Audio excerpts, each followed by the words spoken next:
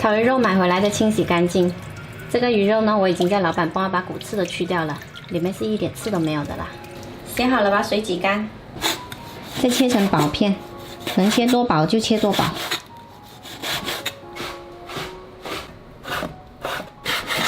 如果没办法去骨刺的话呢，我们可以选择鲮鱼，鲮鱼的骨刺细一些，这样子竖刀这样子切下去呢，骨刺就会切得很细很细。4片鱼肉切得我手好酸啊，切好后拿个大盆装起来。泡软的陈皮刮去白瓤，然后切成细丝。肥猪肉切成小丁，切好装盘备用。鱼肉里面加入1勺盐，然后抓捏到起粘性。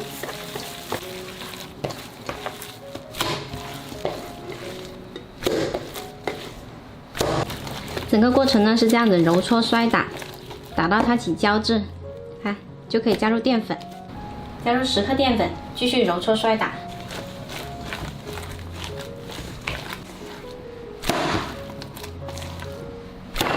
接着再把陈皮跟肥猪肉加进来，再来1勺白糖提鲜，1勺胡椒粉去腥，继续抓捏到有韧性。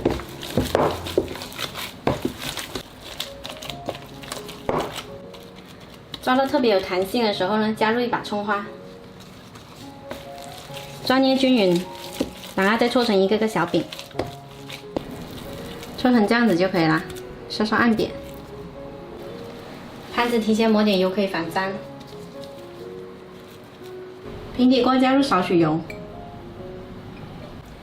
用中火煎到2面金黄。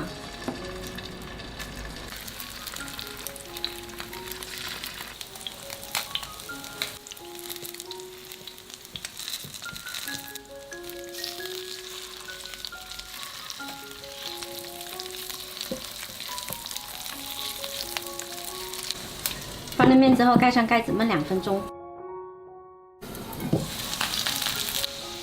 多翻几次面，煎到中间鼓起来就熟了。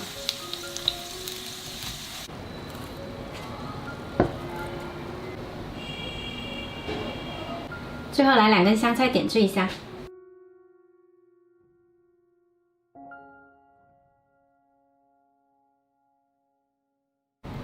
这道陈皮鱼饼呢，吃起来口感超 Q 弹。鱼肉中夹杂了陈皮的香气，越吃越好吃。喜欢的朋友可以试一下哦。